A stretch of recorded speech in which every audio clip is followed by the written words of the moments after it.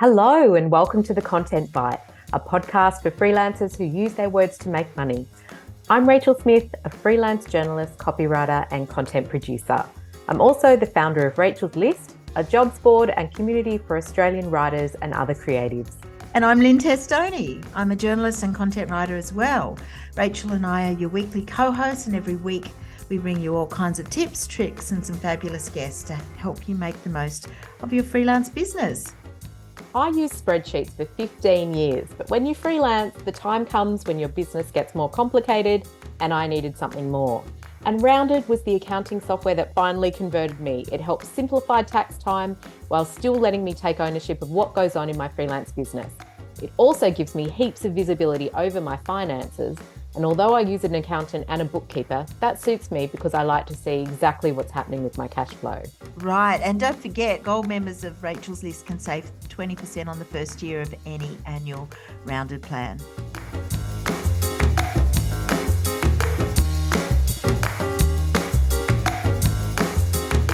Hi Lynne, how are you going? I'm very much looking forward to our guest this week. I am too. It's writer Eagranie Yuh, who's had, by all accounts, a very winding career journey. And I think that's great. We love that. That's all of us, isn't it? It is all of us, really. And she'll be chatting to us about how her background brought her to working on her own, writing white papers and doing branded podcasts for clients. Lots of fabulous ideas and tips. Would you like to introduce her? I would, yes. Eagranie Yuh is an award-winning writer, ex-journalist, podcaster and strategist who helps marketers in risk, insurance and HR build brand authority with white papers and podcasts, as we mentioned. She's written for The Washington Post, the South China Morning Post and Savieur, and her work has been anthologized in Best Food Writing and has received several awards. Nice. Yeah. Prior to starting her own consultancy, Eagranie was the editorial director in a marketing communications agency where she helped Fortune 500 companies conceptualize, develop, and implement content marketing programs. She is originally from Vancouver and now lives in Tassie, Australia. Welcome, Eagranie. It's so great to have you. It's great to be here. Thank you so much for having me. Well, we had a few emails back and forth to get you on the podcast, and you had me at, I used to be a pastry chef. I'm always thinking with my stomach. And you also studied chemistry, I think, but you decided you didn't like doing lab research. So that sounds like a good place to start. Tell us where you've come from and how you ended up working for yourself as a writer. Absolutely. I like to think of myself as having taken the scenic route in my career. Lots of pit stops along the way. So if we divide it into before writing and after writing, I think that's a useful way to think of it. Mm-hmm. So before writing, my first job was actually teaching children's piano lessons. From there, I studied chemistry. And then, as you said, I didn't like lab work, but I was one of those weirdos who actually really liked writing up the research. So put a pin in that because we'll come back to that. Mm-hmm. And from there, I went to culinary school. I became a pastry chef and a chocolatier, and then an event planner. And so all of this happened in the span of about 10 years. And I had to stop and think, okay, this isn't really working. Like, I'm not really finding my place. And I've done all these cool things, but none of them is really sticking. So I went to see a career counselor, and working with her, realized, oh, actually, writing is not only something I'm good at, it's something I enjoy, and it's a marketable skill. So it sounds ridiculous, but I didn't realize that because I was good at writing, that maybe other people weren't, and maybe people might want to pay me for that. So light bulb moment. I went from there into technical writing because I had a science background. From there, I went to writing online courses, and then into content marketing, where I joined the agency where I would stay for 11 years and end up as editorial director, and just had the privilege of working on really cool projects with amazing clients who had a lot of trust in what we were doing. So we could say, hey, we want to do this, and they'd say, okay, great, go do it. And you could go do it. I mean, it was amazing. And many of those clients I worked with for the full 11 years or, around a decade. And some of that was spent ghostwriting for executives, which I loved because they're incredibly smart people. And the opportunity to get into their heads was was incredible. And so got to touch pretty much everything in content marketing, from their blog posts, ad copy, content, as well as copy, and white papers and podcasts and case studies, and you name it, I worked on it. Adjacent to that, I was a freelance food and travel journalist, and magazine editor. And adjacent to that, a chocolate educator and consultant and book author. So I had many things up in the air. Many hats. Many hats. Many hats. Probably too many hats, if we're honest. And so today I run my own consultancy where I specialize in white papers and podcasts, which are the two kind of content marketing pieces that I love the most and that make me really excited. And I work primarily with risk, insurance, and HR, but only by virtue of that being an area where I've worked before, but I certainly work outside of that as well. Right. Wow. We'll get back to the chocolate thing later. Oh, yeah, because Rachel's excited on that, aren't you? I want to know more, but yeah. I mean, I love the fact that you worked with all those big multi-million-dollar budgets and all these big industry leaders. But what made you think about starting your own consultancy? You know, like, was it part of moving to Tassie, or was it a different conversation?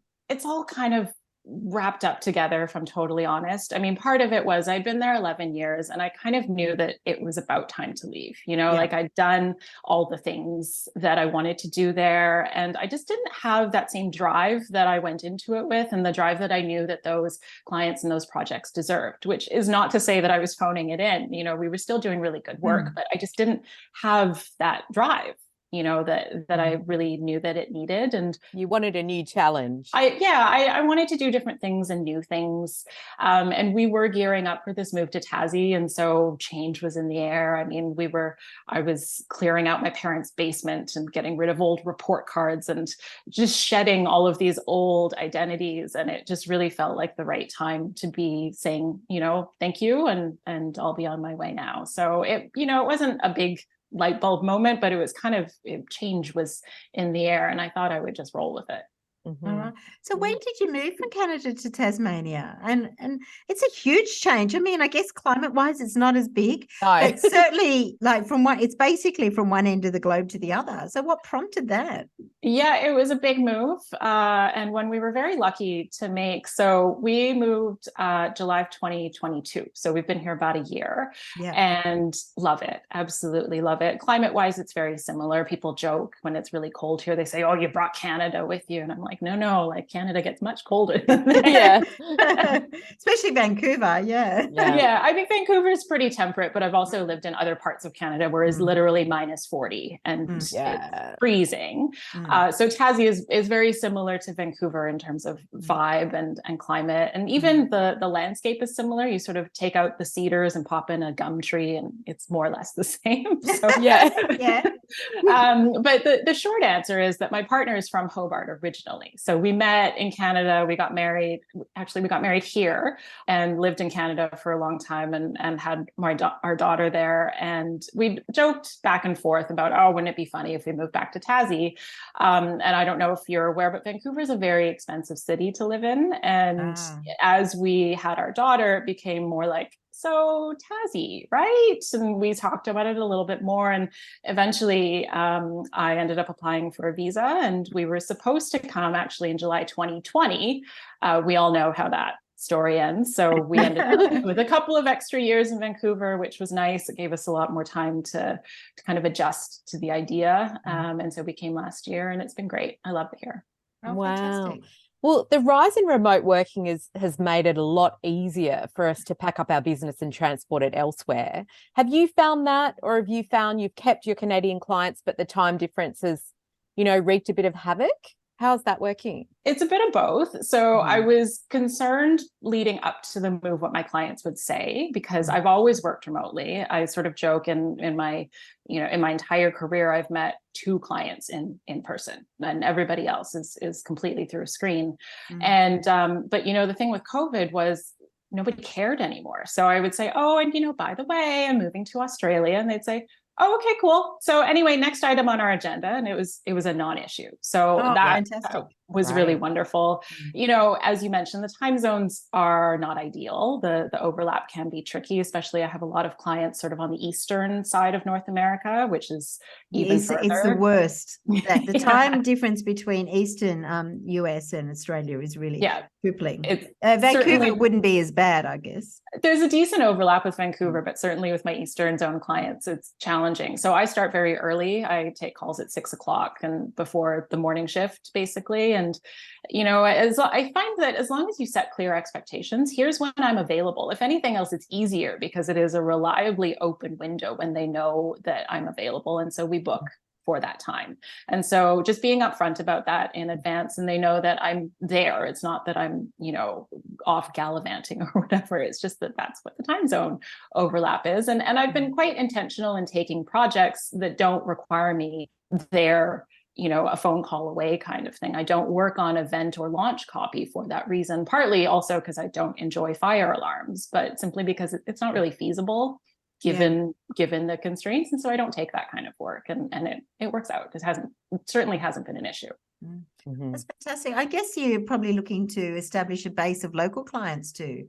Have you been doing that? And what do you have some strategies around that? Yeah, certainly I'm going to the Content Bite Summit. So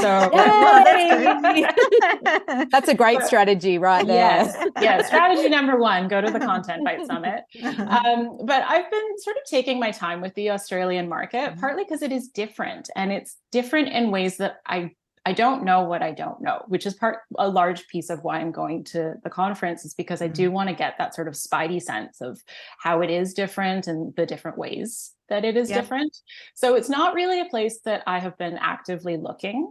And the other piece of that is that my target market is enterprise and global clients. And so a lot of those are headquartered in the States still. And I find that a lot of the content is centralized in the States. And so it is helpful if they have an Australia or an Asia Pacific office, because that's a signal to me that they'd be more open to working with me. But by and large, I am still going after a North American headquartered company. So far, I'm certainly, if an Aussie company came to me, I wouldn't say no, but it hasn't been a huge part of my strategy to date. Mm-hmm.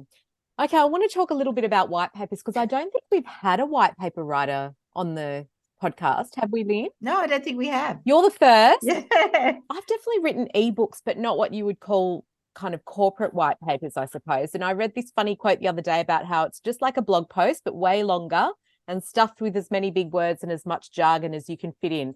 But I'm guessing there's a lot more to it. So you're going to tell us. I think you've just described the first white paper that I wrote. Right? Okay. And it was basically me thinking, okay, well, I've never done this before, so I'll write what I think a white paper should be. And it was really too long and probably really boring and full of extra stuff that didn't have to be in there. So, would it be helpful actually just to say what a white paper is? Because I feel like there's a lot of misconception. Yeah. And so a white paper is basically, it's a long form, persuasive, educational document that is meant to cover a topic fully. I don't want to say in its entirety, but fully. And so it's different from a blog post in that respect, that it really goes and covers a topic in great detail and comprehensively. And it is educational. So it's content marketing, right? It's not a sales piece, but it is meant to be persuasive. Like, it's a really important part of the sales process, especially the B2B sales process, where, people dip in and out. You have no idea what order the idea that they walk, diligently through a funnel, they don't, right? They kind of dip in and out, and they see things and they don't see things. And so it's a really important piece of the sales cycle, especially if you're talking to a C-suite executive, because it is typically something different. So there's a unique point of view from the company. It's a methodology or a framework that they do with their clients that nobody else is doing, that gets results. It's a piece of original research that sheds light on some issue or some problem in the industry. And so it's meant to be really valuable.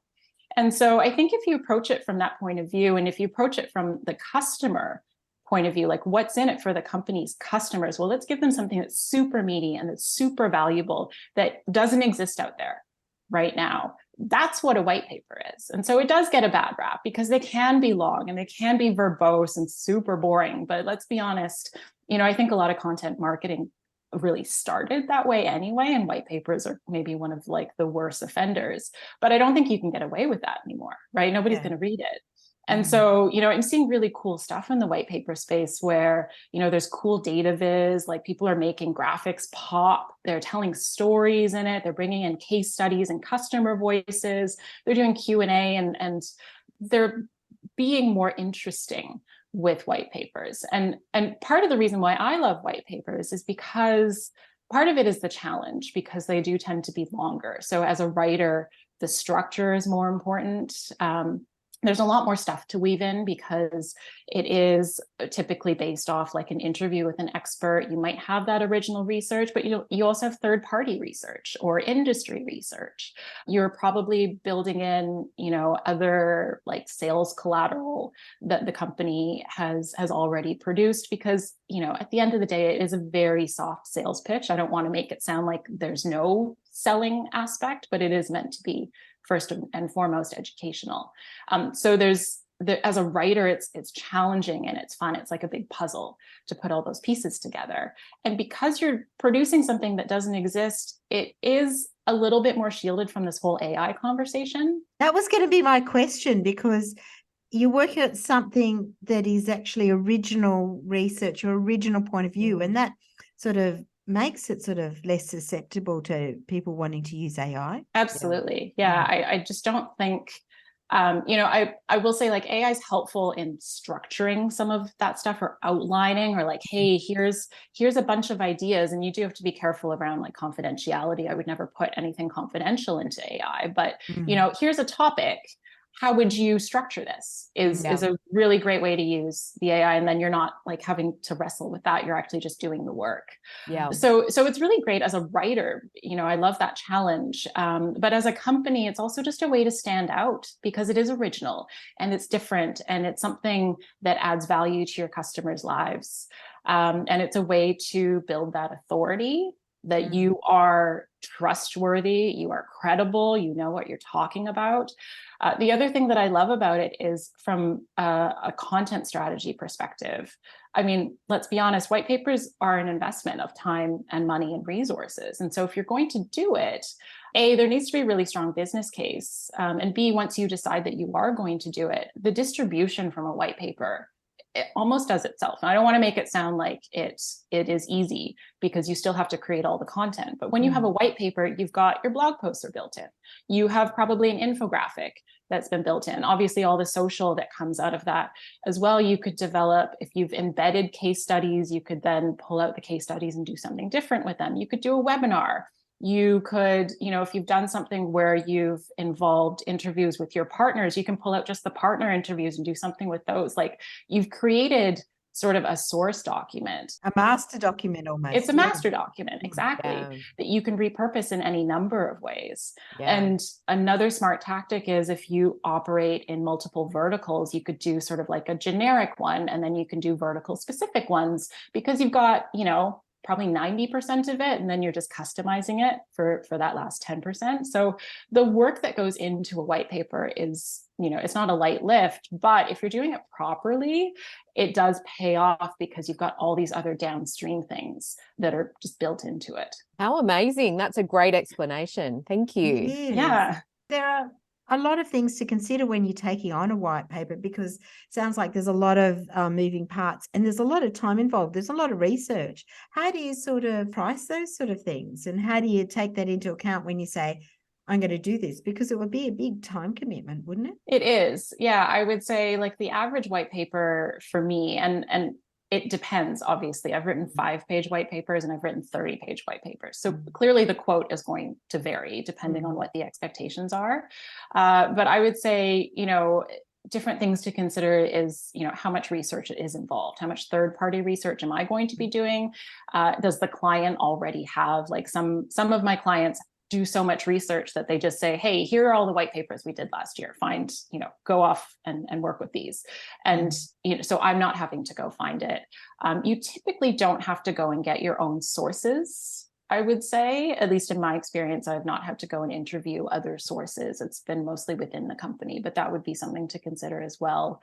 Definitely something to consider is, what type of company is it? So, from two perspectives. Industry, is this an industry where I feel like I know it well enough to ask the right questions, or am I really having to do a lot of work to get up to the speed where I can sound authoritative, where I can be authoritative in the copy? But also, bigger companies, is this going through a product manager? Is this going through your CMO? Is this going through corporate communications? Is it going through legal? I have some clients for whom their main question is, how many revisions do we get? Because there are just so many hoops to jump through. And then that also factors into the time, right? So the fastest I've ever worked for an enterprise company is 8 weeks. And that was a huge scramble. 3 of those weeks were with legal, right? So, so you have to build all of those things into it. Is it a research paper, or is it mostly based off of interviews? Is it 5 pages? Is it 30? There are a lot of variables. And as I've sort of hinted, like, different people have different expectations of what a white paper is. Yeah. My white paper might be an ebook. It might be a guide. It might be a how-to, like, there's all these different kinds of words. So really getting clear with the client, what exactly is the picture in your brain? Can you explain to me what it is that you're thinking of? Because that has a vast effect on the quote and on the amount of work that's going to go into it. That is such a great question to ask. I agree. We've just done another pay rate survey, and that was a really difficult one, because we polled our members about white papers, and the general consensus was $1 a word is standard. But that's difficult because there might be very few words. And so there's so much to factor in. And then we know that other people charge a flat fee for like 10 pages. It might go up to $4,000 or something like that. What are some of the mistakes that you can avoid when you're quoting for a white paper? Yeah, it's a really good question. I would say that I'm not a huge fan of paying by the word, because I don't think it accounts for the consultancy and the strategy that goes into it. And as you say, I mean, some of the papers that I've written that are 30 pages, it's not 30 pages of text, right? It's because there are all these massive charts and whatever is in there. So it's not always an accurate reflection of the work that has gone into it. So I like a flat fee myself. We usually recommend flat fees for project fees for almost all things, but we do find. And I think that clients appreciate that, because at the end of the day, they just want to know, will it fit into my budget or not? And so if you give them the flat fee, then they can really account for that. So I would say generally, hourly is not a good way to do it, just because you end up sort of fighting against yourself, because if you want to do a good job on it, your client might be like, hey, how come you spent all this? Like, it invites conversations that have no business being in the business. It also tends to punish efficiency too. Yeah, absolutely. If you know the subject and you can do it well and you've got great skills, that can be, you can do it in less time, but that doesn't mean it's worth less. Yeah, exactly. And I would say you can charge more if you know the industry really well, for example, or once you've gotten a little bit of expertise in white papers, I think you can start to charge a little bit more than that. And so long as you are, a friend of mine says, driving the bus, right? As long as, like, you've got a process, you're walking them through it, you are the expert. Now we're doing this, now we're doing this. And they're like, oh, okay, like, this person knows what they're talking about, right? And there's that sort of aura of, well, expensive equals quality. Not always true. However, I think when it comes to white papers, that expensive equals quality equals I trust you. Yeah. Assuming that you are actually doing those things. I think white papers is a place where you can bump up the rates just a little bit. So if anything, I do see people undercharging. A friend of mine was, I said, I really think you should raise your rates. And she was so nervous about it. She said, I'm just so overworked. I said, raise your rates. She raised her rates. Nobody complained. Like, nobody said anything. And she's still overworked. So I'm like, I think you still need to raise your rate.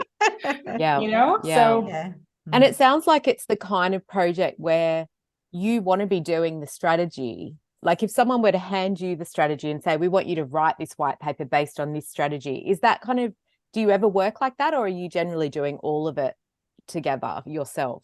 I generally do all of it. I'm not averse to the order taking, but I'm honestly not that good an order taker.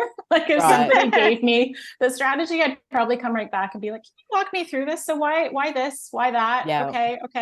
Like, it's my inclination is to ask questions and say, well, did you think about doing it this way? So, I prefer to do all the strategy with it. And I find that most clients appreciate that, because they're busy and they don't really have time to think about it the way that, and somebody who sees a lot of white papers is thinking about it. They're happy to answer the questions, Yeah. why this? Okay, have you considered this? They're like, that's great, let's do that. I mean, I think they appreciate that. Yeah. So yeah, I think it is a place where that advice piece is valued and valuable. Mm-hmm. So interesting. Well, I know that you work as well on, branded and internal podcasts. So those podcasts that are sort of aimed at employees, which is a really interesting and probably quite a growing area with big companies, because we haven't heard a lot about them here. But talk us through how some big companies might use an internal podcast and why they might outsource that kind of thing. Mm-hmm. Yeah, I think internal podcasts tend to be quieter. You don't hear as much about them, partly because some of them are not published publicly, right? They're published in internal channels, but they have one. And they're a nice way of messaging to your employees in a consistent way. Right. Mm-hmm. So whether it's something as rote as, hey, like we've got a new IT system and we're rolling over here, but it plays into the change management piece. I think there's a lot of change happening right now. And, I don't know about you, but when somebody pushes change at me, I tend to resist. But if they say, well, this is why we're doing it, here are the options and here's why we considered it. I'm like, oh, okay, well, they're thinking about this, right? Like they haven't just arbitrarily decided to be horrible and make everybody change, right? So it's a good way to message around change. And like a really good public example of this is American Airlines has one called Tell Me Why, which I don't know about you, always makes me think of that Backstreet Boys song. Oh, yes. Why, right? But it's called Tell Me Why. And it's 5 to 10 minute episodes where they talk about, hey, like, here's why we do this. Here's why we do this. And you hear from like the VP of baggage handling and like people that you never thought were within this company. But it's a wonderful way for a massive company to say, here's why we do this. And so from a culture perspective, I think internal podcasts are really, really cool. I just wrapped one up with a credit union where the HR department had these wellness initiatives and they wanted everyone to know, hey, we have mental health help for you. We have a free gym membership. We have this, we have that. And so we talked about different elements of wellness.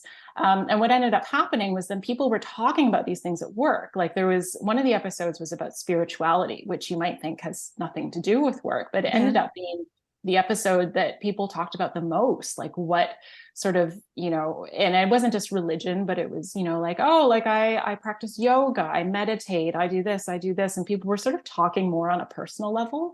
And so it can be a really wonderful way of reinforcing your internal comms. It can be a great cultural builder and just a way of consistently making sure that people know the things that they need to know. And they don't have to be public, right? They can be hidden within your company's four walls. And you're sort of taking advantage of that, that rise in people wanting to consume their news, even if it's like cultural news within the company, through audio rather than reading it and just deleting and going boring. Or seeing it at the tea and coffee sort of center, some sort of random poster. I mean, how many emails do we get, right? They don't, you can get an email from the CEO and, oh, okay, your eyes glaze over. But if it's 5 minutes and sort of off the cuff, like, hey, here's why we're doing this, and they're genuinely speaking to you. I mean, I think that's one of the big differentiators. It does have to be genuine. It's not a piece of corporate shill. But I mean, I think it can be really, really effective and it's intimate. It's in people's ears. So there is this deeper connection, I think, with the speakers and with the messaging. Wow. So how would you sell that to a client in terms of ROI for them though? Or would they come to you and say, do this for us? We've heard about other companies. There's a lot of work that goes into podcasts. We know. Yeah. So I'm wondering how you would present that and make them think they needed it, I suppose. Well, typically I've been very fortunate that type of work has come to me. So they've sort of established, okay, this is something we want and we need help. So typically they kind of know like what format they would like, but they don't know how to make a podcast. And I think there are a lot of moving pieces, but they're pretty like set pieces. And so they come to me and they're like, okay, we want to make a podcast. We don't know how. And so part of that is the strategy and making sure, okay, why do you want to make a podcast? What outcomes are you trying to achieve? How will you know that you've achieved success? And the metrics on podcasts are funny, right? So it's not like somebody listens to a podcast and then goes and buys your thing. Like it just, that doesn't happen. So it is a longer term. It's a brand awareness and a brand affinity kind of thing. And so you need to make sure people are prepared for that, because if you're expecting something else, then you're going to be disappointed. Most people come to me with an idea of what it is that they want to be making, and I help them clarify the strategy and make sure that it is podcasty. You know, it's not going to be scripted bullet points where somebody is a talking head, because that doesn't work. And walk them through, okay, like here's how we might do that, and connect them with the right pieces. For example, like I can produce, but I typically would outsource the project management. And I do have a hand in the editing, but the actual editing I hand off to somebody else as well. But, you know, I connect all those pieces and I basically say, okay, let's make it happen. Yeah. So is it hard to get clients to understand how much goes into it, and how do you get them over the line? Any reluctant clients? Or you say they've decided to do it when they come to you. Is that it? Yeah. I mean, they do it when they're ready, right? So I think those are the two main things. Is you have to be okay with people speaking as humans. You know, you can script it up to a point, but you also have to trust people to not make your company look terrible. And then the other piece would be that it is a longer play, that it is a brand awareness play and not an activation, immediate call to action kind of thing. So when people are ready for that, then we can talk about it. But if there are reservations, you know, podcasts are a lot of work, and it's a lot harder to edit audio than it is to edit other types of content, right? So, you know, like very early on, it might be like, oh, we didn't like how that person said that thing. Can we fix it? And it's like, well, no, they said the thing. So that's how, you know, like there's only so much you can do. And so you do need the client to be okay with that. And sometimes that takes a while, and that's okay. What are some of the brands out there that you've seen who are doing these branded podcasts really well? Oh, that's a great question. RBC in Canada is one of the big banks, and they have a fantastic series called Disruptors, which is all about not just financial, but like disruptors that are going on, whether it's AI, whether it's regulatory. And it's really interesting. I mean, I happen to like finance as well, but I think that they've done a really nice job of it.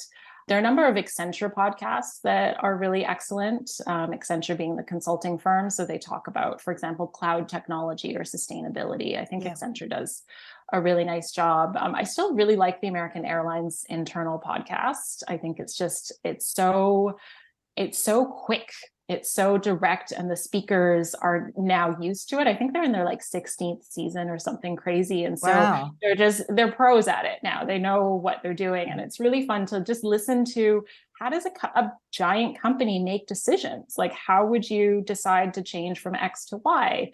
And those are the top ones in my head as far as the branded podcast space. But given that the American Airlines one is internal, is it public as well? Or? It is public. Yeah. So you can go listen to it as Joe Schmo. And it's that also is super smart, I think, because it's also a talent retention tool, because you can see what the culture is like. So if you wanted to work at American Airlines, you can get a glimpse of what it's like to have your CEO in your ears telling you about why the latest strategy change is going on, or at least, you know, it's a hint of what it might be like. So I love that. Like from a, you know, obviously Rachel's List is a jobs board and everything, but from, like a, you know, staff retention side of things, it's brilliant, isn't it? Because companies are really trying now to push their culture and show what they can offer people and get the right people in.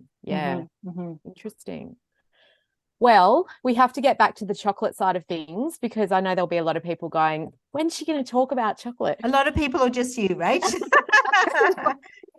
I'm putting it in the headline. So yes, because you've written a book called The Chocolate Tasting Kit, and you've studied and become a chocolate expert. I don't even know how someone would do that. You have to talk us through the whole thing. Oh my goodness. Well, it kind of came about because I was a scientist. And then I was a pastry chef. And so I was in the kitchen, and I mean, pastry is one of the more technical parts of the kitchen. And then within pastry, the more technical part is the chocolate side, which is essentially, I mean, it's just chemistry, if I'm totally honest about it. And, you know, when I was in graduate school, I was doing all these experiments and just utterly miserable. But then I would go home and do all these experiments in my kitchen. And it never clued to me, you know, that, oh, maybe I am not suited to be a chemist. Maybe I need to be in the kitchen. Maybe.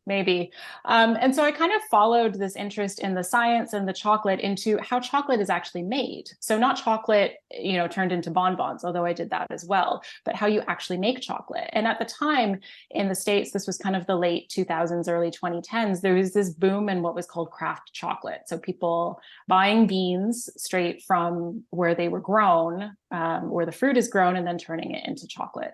And so I just started learning about it. And then I had all this chocolate that I didn't know what to do with. So I started hosting chocolate tasting classes, which was, come join me. We're going to eat some chocolate. I'll tell you what I've learned. And because it was so small, I would actually meet the people who were making it, so I could tell some of those stories. So, you know, if you've gone to a winery and the sommelier says, oh yes, these grapes come from silty soil and the western sun means that the grapes get this kind of a thing, and the winemaker studied in Sicily, you know, like you get like this whole experience around the food. And so I was teaching these classes and I was blogging, and that led to me getting a book deal and being a consultant. I worked with a couple of companies on how to sell craft chocolate, and I was traveling the world judging chocolate competitions, which was kind of amazing. Wow. Can you stop at like, you know, 3 squares, or are you like the full block type girl? I think it depends what it is. So little known fact, if you put stuff in the chocolate, like the crunchier the chocolate is, the more people will eat. Yeah, so right. if it's a straight bar, then I'll just have like a piece and I'm okay with it. But if it's got nuts or something in it, I will eat the entire thing in one sitting and not tell anybody about it. Is this something you plan to bring to Tassie? Because I know they're big on their gourmet produce down there. They are. I'm retired from the chocolate tasting world. Right. I'm just an amateur now. I just stuff it in my face like everybody else. It's nice. It's like movie reviewing. I did movie reviewing for years and years, and as soon as I stopped, I couldn't put a movie on without falling asleep. It was like my brain was like, this is work, and I would just go to sleep. But now I can consume movies again, and you can happily consume chocolate without having to write about it or, you know. Exactly. Be academic about it, I suppose. Yeah. So we also love to ask our guests about their daily or weekly routine. So tell us about yours. It changes a lot. I still do a lot of the school drop off and school pickup. So I'm sort of bound on either end with, you know, about 5 hours in between, if you include a few breaks.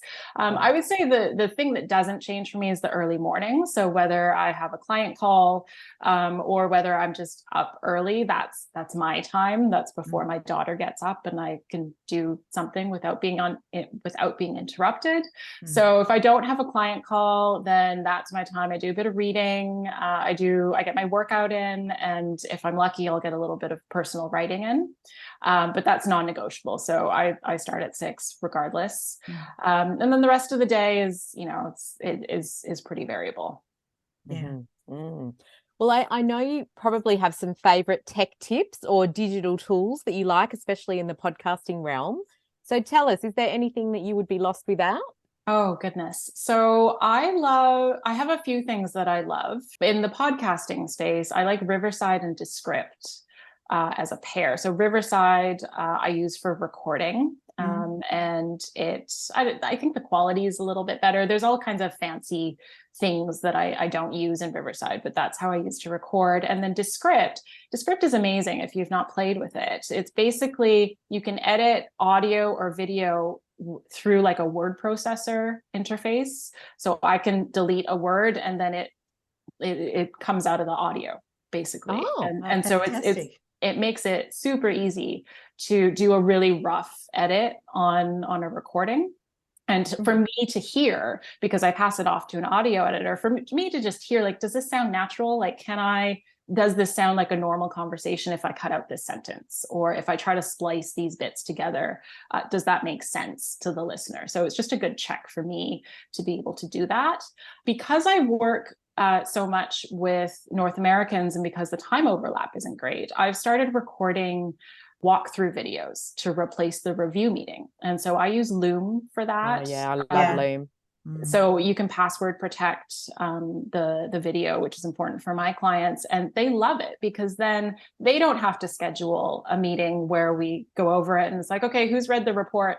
I had a quick look at it. Nobody's prepared for the meeting. And so I send a Loom where I've walked through it. I've answered their questions. This is the rough breakdown of the white paper. Here's why this section is here. Last time we talked about this, so I've addressed it. And it's like the review meeting, but you can watch it on, 2 times speed and it takes 10 minutes kind of thing. Yeah. So I love Loom for that. And I love Airtable as well, which is like Excel on steroids. I use it for my swipe file. I have a CRM in there. I put everything into Airtable. So those are my go-tos.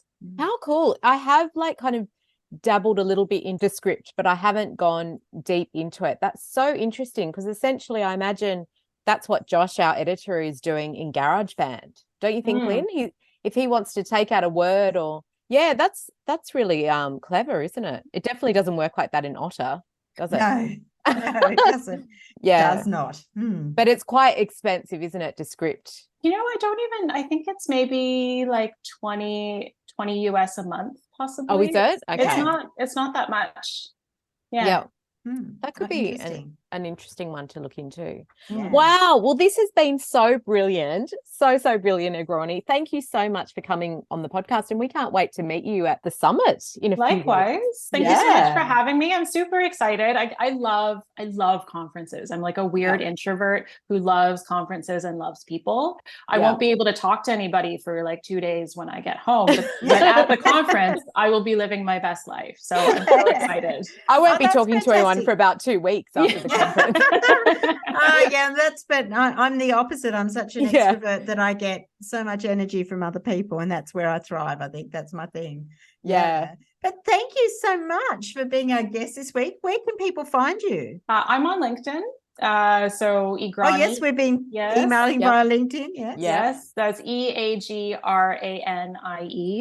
And you can also find me at eagranie.com. Fantastic. Okay, great. All right. Well, that brings us to the end of the show this week, I think.